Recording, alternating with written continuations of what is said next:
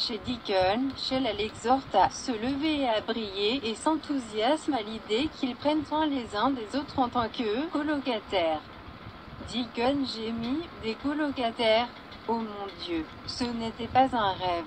Sheila rit. Elle passe en revue le fait qu'ils avaient beaucoup à célébrer la nuit dernière et se dit « Tu étais tout à ce sujet ». Alors qu'elle offre le petit déjeuner. Deacon verse les restes de son whisky dans une tasse à café et l'informe que ce truc de colocataire ne va pas marcher. À la maison de la falaise, Steffi ne se laisse pas d'embrasser Finn et de lui faire l'amour passionnément. Ils canouillent et s'embrassent dans le salon et il la soulève du sol.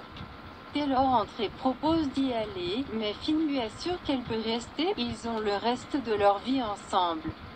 Taylor se demande si Steffi a eu des nouvelles de Thomas et dit à quel point c'est formidable pour lui de passer du temps avec Douglas chez Eric. Au manoir Forrester, Reggie et Eric demandent à Douglas s'il passe un bon moment. Le gamin est ravi d'avoir passé la nuit avec son père, il adore ça là-bas. Thomas l'envoie à la salle de projection et Eric demande combien de temps lui et Douglas vont rester. Thomas veut rester un peu si ça va. Il se demande ce que Donna ressentirait pour lui et Douglas vivant là-bas. Eric lui assure que tout ira bien mais ne peut pas imaginer que Hope sera ravi. Thomas essaie d'être sensible et ne veut pas blesser Hope. Au chalet, Brooke apprend que Hope n'a pas encore eu de nouvelles de Thomas. Elle devra peut-être appeler Rich. Douglas doit rentrer à la maison. Hope ne veut pas qu'elle appelle Rich mais Brooke informe sa fille qu'ils sont attaqués par Steffi et Taylor. À la maison de la falaise, Taylor, Finn et Steffi passent en revue son calvaire avec Sheila et il décrit comment il a utilisé ses émotions contre elle. Taylor trouve cela si intelligent. Finn jaillit à propos de Steffi et ils s'embrassent. Taylor récapitule que c'est un moment très heureux pour leur famille qui se réunit. Maintenant, tout ce qu'ils ont à faire est de ramener Douglas à la maison. À la cabine, Hope n'a pas besoin d'une escalade de la guerre, mais admet que Brooke a raison de dire que c'est la maison de Douglas, elle appellera et s'enregistrera. Hope compose le numéro de Thomas. Au manoir Forrester, Thomas prend l'appel de Hope et lui dit que Douglas est dans la salle de projection en train de regarder le match des Dodgers et qu'ils ont passé une excellente soirée. Elle propose de venir chercher le garçon pendant qu'il fait des courses, mais Thomas explique qu'Eric veut dîner tôt en famille et a invité Douglas à rester. Hope pensait qu'il serait rentré maintenant. Thomas lui dit que son fils passe un bon moment et veut rester. Il appellera plus tard. À la cabine, Hope reste bouche bée alors que Thomas déconnecte leur appel. Brooke demande « Qu'est-il arrivé ?» Elle apprend l'existence du dîner et n'arrive pas à croire que Thomas ne laisserait pas sa fille venir chercher Douglas. Chez Deacon, Sheila fait remarquer qu'elle cuisine et nettoie pour lui. Il l'apprécie, mais lui rappelle qu'il ne peut pas s'associer avec des criminels connus. Va-t-elle risquer leur de liberté? Deacon pense qu'elle devrait partir de là et aller aussi loin qu'elle peut aller de Los Angeles. Sheila apprécie son inquiétude mais elle va bien. Deacon lui rappelle l'appel rapproché avec son agent de libération conditionnelle hier. Sheila s'en est occupée comme elle le fait toujours. Elle n'a pas enduré la douleur de se couper l'orteil pour atterrir en prison à cause d'une erreur stupide.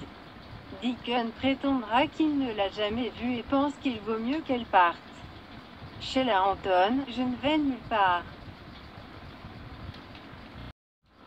Au domaine Forrester, Thomas, Reggie et Eric s'enthousiasment à l'idée que la famille soit ensemble. Eric explique que Donna est sortie faire du shopping avec Pam et sera de retour pour le dîner. La porte s'ouvre et Taylor crie « La fête est là !» alors qu'elle entre avec Finn, Steffi, Kelly et Ai.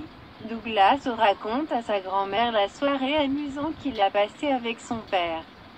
Puis s'enfuit avec Kelly. Eric trouve tout cela parfait. Il n'arrive pas à croire qu'il revoit Finn, son nom de famille est peut-être Finnegan. Mais il est si près d'être un Forrester en ce moment.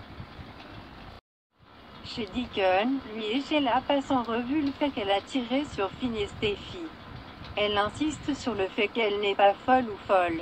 Il lui rappelle qu'elle s'est coupé l'orteil, puis réitère qu'il est dangereux pour eux deux d'être là. Si elle veut sa liberté, elle doit disparaître pour de bon cette fois. Deacon n'a jamais rencontré quelqu'un comme elle avant. Il admet qu'ils ont une excellente chimie au lit et si les choses étaient différentes. Mais ils ne le sont pas. Hope appelle et Deacon demande à Sheila de se taire. Hope veut sortir et Deacon dit qu'il a affaire à quelque chose d'inattendu et qu'ils se réuniront bientôt. Après s'être déconnecté, Deacon est plus déterminé que jamais à se débarrasser de Sheila. Mais elle le fait taire et lui rappelle qu'elle a de l'argent, sans parler d'autre chose dont il ne semble pas se lasser. Sheila l'avertit que s'il la siffle, il tombera également. Si je vais en prison, vous irez en prison. Au manoir Forrester, Taylor est assis avec Ridge et remarque le sourire sur son visage. Il est heureux, sa famille le fait se sentir bien. Tu sais quoi d'autre me fait du bien? À proximité. Eric dit à Finn à quel point il est heureux que Steffi ait trouvé un homme qu'il aime tant et l'accueille chez lui. Thomas dit au groupe que Douglas montre à Kelly comment faire un puzzle.